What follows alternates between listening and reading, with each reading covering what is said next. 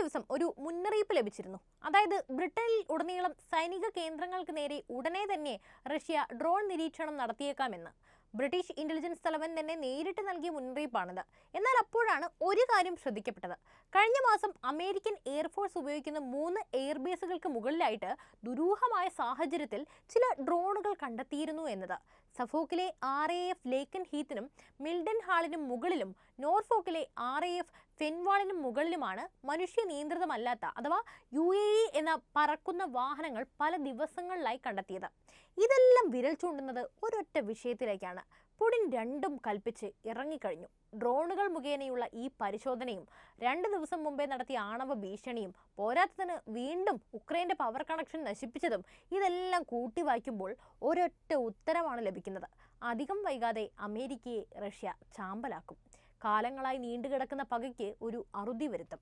എന്തായാലും പുടിൻ്റെ ഈ മാരക നീക്കങ്ങൾ നമുക്കൊന്ന് വിലയിരുത്താം. ബ്രിട്ടനിലെയും അമേരിക്കയിലെയും ആ ഡ്രോൺ ശ്രദ്ധയിൽപ്പെട്ടതിന് പിന്നാലെ ഇതൊരു സംഘടിതമായ പ്രവർത്തനമാണ് ഇതിന് പുറകിലെന്നാണ് വായുസേന പറയുന്നത്. സമാനമായ രീതിയിൽ ഡ്രോൺ അധിനിവേശം അമേരിക്കയിലെ ന്യൂജേഴ്സിക്ക് മുകളിലും കഴിഞ്ഞ ദിവസം ഉണ്ടായിരുന്നു. അമേരിക്കൻ സൈന്യത്തിന്റെ പിക്കാറ്റിനി ആർസെലിന് ചുറ്റുമായിട്ടായിരുന്നു അജ്ഞാത പറക്കും വാഹനങ്ങളൊക്കെ വട്ടമിട്ട് പറന്നത്. അമേരിക്കയുടെ CDC അമെൻമെന്റ് സെന്റർ സ്ഥിതി ചെയ്യുന്നത് ഇവിടെയായിട്ടാണ്. ഉക്രൈന് നൽകുന്ന ആയുധങ്ങളുടെ നിർമ്മാണ വിതരണ ശൃംഖല പ്രവർത്തിക്കുന്നതും ഇവിടെ തന്നെയാണ്. സാധാരണ ഒരു കാറിന്റെയൊക്കെ വലുപ്പമുള്ള ഒന്നിലധികം ഡ്രോണുകളൊക്കെ ആയിരുന്നു ഇവിടെ നവംബർ മധ്യത്തിൽ കറങ്ങിത്തിരിഞ്ഞത്.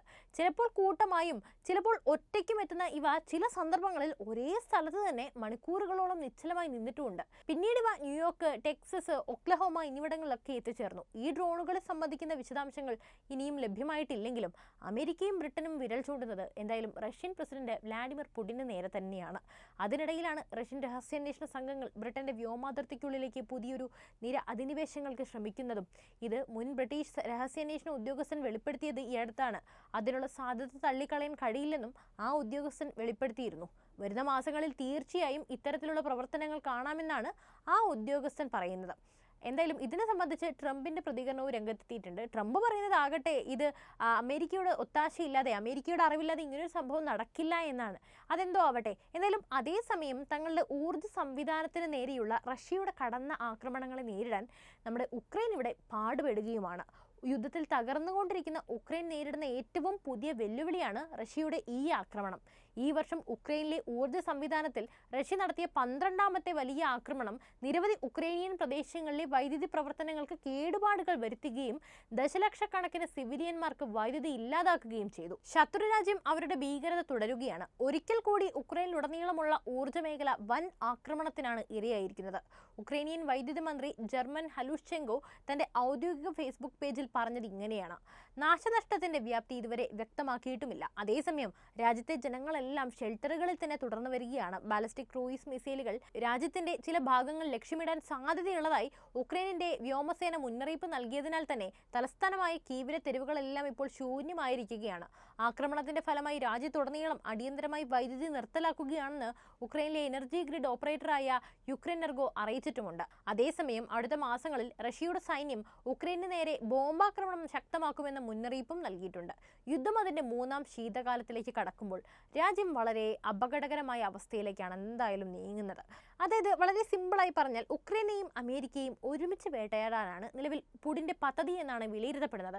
ഇതെല്ലാം കണ്ടിട്ട് നമുക്ക് അങ്ങനെ തന്നെയാണ് മനസ്സിലാക്കാൻ സാധിക്കുന്നതും. ഉക്രൈൻ്റെ അവസ്ഥ ഏറെക്കുറെ തീരുമാനമായി കഴിഞ്ഞു. അമേരിക്കയുടെ എന്നാൽ അങ്ങനെയല്ല. അമേരിക്ക ഇപ്പോൾ പേടിച്ച് പതുങ്ങിയിരിപ്പാണ്. കഴിഞ്ഞ മാസം റഷ്യൻ പ്രസിഡന്റ് വ്ളാഡിമിർ പുടിൻ ഉക്രൈൻ്റെ ഊർജ്ജ ഇൻഫ്രാസ്ട്രക്ചറുകൾക്ക് നേരെ ആണവശേഷിയുള്ള ബാലിസ്റ്റിക് മിസൈൽ ഉപയോഗിച്ച് ആക്രമണം നടത്തുമെന്ന് ഭീഷണിപ്പെടുത്തിയിരുന്നു. തെക്കു പടിഞ്ഞാറൻ റഷ്യയിലെ ഒരു നഗരത്തിന്റെ നേരെ 6 അമേരിക്കൻ നിർമ്മിത ATACMS ബാലിസ്റ്റിക് മിസൈലുകൾ ഉൾപ്പെടെയുള്ള ആയുധങ്ങൾ ഉപയോഗിച്ച് ഉക്രൈൻ നടത്തിയ ആക്രമണത്തിന് മറുപടി നൽകുമെന്ന് റഷ്യ പ്രഖ്യാപിച്ചിരുന്നു. ഇതിന് പിന്നാലെയാണ് റഷ്യയുടെ ഏറ്റവും പുതിയ ആക്രമണം നടന്നിരിക്കുന്നത്. ഉക്രൈനിൽ സൈനിക ഊർജ്ജ കേന്ദ്രങ്ങൾ ഉൾപ്പെടെ വെള്ളിയാഴ്ച റഷ്യയുടെ ആക്രമണം വലിയ തോതിൽ രാജ്യത്ത് അരങ്ങേറിയതായി ഉക്രൈൻ സമ്മതിച്ചിട്ടുമുണ്ട്. എന്നാൽ ആക്രമണത്തിന് ഏത് തരത്തിലുള്ള മിസൈലുകളാണ് ഉപയോഗിച്ചതെന്ന് വ്യക്തവുമല്ല. അതേസമയം അമേരിക്കൻ സൈനിക സ്റ്റോക്കുകളിൽ നിന്ന് ഉപകരണങ്ങൾ പിൻവലിക്കുന്ന വരും ദിവസങ്ങളിൽ ഉക്രൈന് $500 മില്യൺ സഹായ പാക്കേജ് അമേരിക്ക പ്രഖ്യാപിച്ചിരുന്നു. 2025 കടക്കുമ്പോഴേക്കും ഉക്രൈനെ ശക്തമായ നിലയിലേക്ക് തിരിച്ചു കൊണ്ടുവരാനുള്ള ശ്രമത്തിലാണ് ഇപ്പോൾ അമേരിക്ക ഉള്ളത്. ഇതിന്റെ ഭാഗമായി ഉക്രൈനിലേക്ക് ആയുധങ്ങൾ വിതരണം ചെയ്യുന്നതിനായി ബൈഡൻ ഭരണകൂടം പ്രവർത്തിക്കുകയാണെന്ന് ഒരു മുതിർന്ന അഡ്മിനിസ്ട്രേഷൻ ഉദ്യോഗസ്ഥനും പറഞ്ഞു. അതേസമയം ടാഗൻഡോഗ് നഗരത്തിന് സമീപമുള്ള സൈനിക വ്യോമ താവളത്തിൽ അടുത്തിടെ ഉക്രൈൻ നടത്തിയ ATACMS ആക്രമണത്തിന് മറുപടിയായിട്ടാണ് നിർണായകമായ ഉക്രൈനിയൻ സൗകര്യങ്ങൾ ലക്ഷ്യമിട്ട് ഒറ്റ രാത്രി കൊണ്ട് മിസൈൽ ആക്രമണം നടത്തിയതെന്ന് റഷ്യൻ പ്രതിരോധ മന്ത്രാലയം അറിയിച്ചു. ഒറ്റ രാത്രി കൊണ്ട് നടത്തിയ പ്രത്യാക്രമണം അതിന്റെ എല്ലാ ലക്ഷ്യങ്ങളും കൈവരിച്ചതായും ലക്ഷ്യമിട്ട എല്ലാ ഉക്രൈനിയൻ സൗകര്യങ്ങളും തകർത്തതായും റഷ്യൻ പ്രതിരോധ മന്ത്രാലയം വ്യക്തമാക്കിയിട്ടുണ്ട്. അമേരിക്കൻ ദീർഘദൂര ആയുധങ്ങളുടെ ആക്രമണത്തിന് മറുപടിയായി റഷ്യയുടെ സായുധ സേന ഉക്രൈനിലെ സൈനിക വ്യവസായത്തെ പിന്തുണയ്ക്കുന്ന ഇന്ധന ഊർജ്ജ ഇൻഫ്രാസ്ട്രക്ചർ സൗകര്യങ്ങൾ നേരെ ദീർഘദൂര വ്യോമ സമുദ്ര അധിഷ്ഠിത ആയുധങ്ങളും UAVകളും ഉപയോഗിച്ച് വലിയ തോതിലുള്ള ആക്രമണം നടത്തി. പ്രതിരോധ മന്ത്രാലയം അതിന്റെ ഔദ്യോഗിക ടെലിഗ്രാം ചാനലിൽ പ്രസിദ്ധീകരിച്ച പ്രസ്താവനയിൽ പറയുന്നത് ഇപ്രകാരമാണ്: അമേരിക്ക വിതരണം ചെയ്ത 6 ദീർഘദൂര ATACMS മിസൈലുകൾ റോസ്തോവ് മേഖലയിലെ ഒരു എയർഫീൽഡിലേക്ക് ഉക്രൈൻ സൈന്യം വിക്ഷേപിച്ചതായി ബുധനാഴ്ച മന്ത്രാലയം റിപ്പോർട്ട് ചെയ്തിരുന്നു. 2 എണ്ണം പൻസിർ വ്യോമ പ്രതിരോധ സംവിധാനം ഉപയോഗിച്ച് വെടിവെച്ചിട്ടിരുന്നു. മറ്റ് 4 എണ്ണം ആകട്ടെ ഇലക്ട്രോണിക് വാർഫെയർ സംവിധാനങ്ങൾ ഉപയോഗിച്ചാണ് നശിപ്പിച്ചത്. ഇതിന്റെ അവശിഷ്ടങ്ങൾ വീണ് 2 കെട്ടിടങ്ങൾക്കും നിരവധി വാഹനങ്ങൾക്കും കേടുപാടുകൾ സംഭവിച്ചതായി റഷ്യ പറഞ്ഞു. ഉക്രൈനിലെ ഊർജ്ജ അടിസ്ഥാന സൗകര്യങ്ങൾ ലക്ഷ്യമിട്ട് ആക്രമണം നടന്നതായി നേരത്തെ ഉക്രൈന്റെ ഊർജ്ജ മന്ത്രി ജർമൻ ഗലൂഷെങ്കോ വ്യക്തമാക്കിയിരുന്നു. അതിന്റെ ഫലമായി തലസ്ഥാനത്തും മറ്റ് പല നഗരങ്ങളിലും വൈദ്യുതി തടസ്സം അനുഭവപ്പെടുകയുണ്ടായി. ഒഡീസ മേഖലയിലും ഇവാനോ ഫ്രാങ്കോവ്സ് മേഖലയിലും രാജ്യത്തിന്റെ മറ്റ് ഭാഗങ്ങളിലും നിരവധി സ്ഫോടനങ്ങൾ റിപ്പോർട്ട് ചെയ്യപ്പെട്ടിട്ടുമുണ്ട്.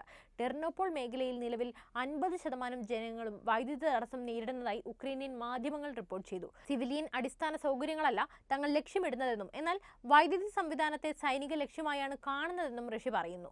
അമേരിക്കയിൽ ട്രംപ് പ്രസിഡന്റായി ചുമതലയേൽക്കുന്നതോടെ 2022 മുതൽ ആരംഭിച്ച റഷ്യ ഉക്രൈൻ യുദ്ധത്തിൽ ഒരുപക്ഷെ സമാധാന ചർച്ചകൾക്ക് തുടക്കമായേക്കാം.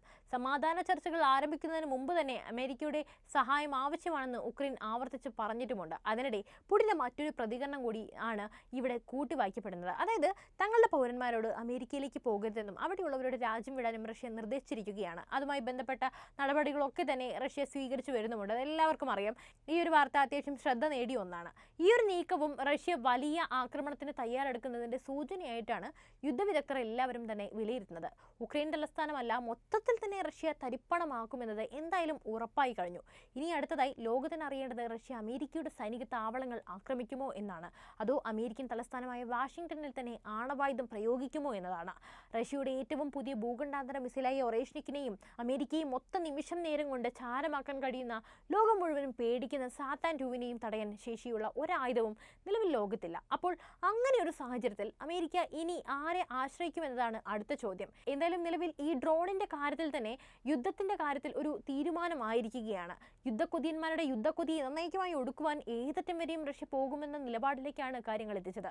റഷ്യയുടെ മുന്നറിയിപ്പ് അവഗണിച്ച് അമേരിക്ക നൽകിയ ദീർഘദൂര മിസൈൽ റഷ്യക്ക് നേരെ ഉക്രൈൻ പ്രയോഗിച്ചതാണ്. അതാണ് അമേരിക്കയ്ക്ക് നേരെയുള്ള ആണവ ആക്രമണ സാധ്യത എന്തായാലും വർദ്ധിപ്പിക്കാൻ കാരണം. എന്നാലും അമേരിക്ക ആണവായുധം പ്രയോഗിക്കാൻ ചിന്തിക്കും മുൻപ് അത് പ്രയോഗിക്കാൻ നിലവിലെ സാഹചര്യത്തിൽ റഷ്യക്കാണ് കഴിയുക. അതിന് റഷ്യൻ പ്രസിഡന്റ് വ്ളാഡിമിർ പുടിന്റെ അനുമതി മാത്രം മതിയാകും. അമേരിക്കയെ ഭൂപടത്തിൽ നിന്ന് തന്നെ തുടച്ചു നീക്കണമെന്ന പകയാണ് നിലവിൽ റഷ്യൻ സൈനികർക്കുള്ളത്. ഉക്രൈനെ മുൻനിർത്തി അമേരിക്കയും സഖ്യകക്ഷികളും റഷ്യക്കെതിരെ നടത്തുന്ന യുദ്ധത്തിന്റെ ക്ലൈമാക്സ് അങ്ങനെ ആവരുതെന്ന് ആഗ്രഹിക്കുന്ന ലോകരാജ്യങ്ങൾ പുതിയ സംഭവ വികാസങ്ങളെ ഞെട്ടലോടെയാണ് എന്തായാലും വീക്ഷിക്കുന്നത്. എന്നാലും നിലവിൽ നമ്മളിപ്പോൾ വിശദീകരിച്ച വിവരങ്ങളെല്ലാം തന്നെ ഒരു ശുഭവാർത്തയല്ല പകരുന്നത്. ട്രംപിന്റെ സമാധാന പദ്ധതികളൊക്കെയും വെറുതെ ആവുമോ? ബൈഡന്റെ യുദ്ധക്കൊതി പുടിൻ തീർത്ത് കൊടുക്കുമോ? എല്ലാം നമ്മൾ കണ്ടു തന്നെ അറിയണം. എന്തായാലും ഒന്നും അധികം വൈകാതെ തന്നെ അറിയാം എന്ന് മാത്രം വ്യക്തമാണ്. സമാധാനം പുലരട്ടെ എന്ന് മാത്രം നമുക്ക് ആഗ്രഹിക്കാം, അല്ലേ? അപ്പോൾ ഈ വിഷയത്തിലെ നിങ്ങളുടെ വിലയേറിയ അഭിപ്രായങ്ങൾ പങ്കുവയ്ക്കൂ. അതോടൊപ്പം ഈ അറിവ് എല്ലാവരിലേക്കും എത്താനായി വീഡിയോ ഒന്ന് ലൈക്ക് ചെയ്യാനും ഷെയർ ചെയ്യാനും ശ്രദ്ധിക്കുമല്ലോ.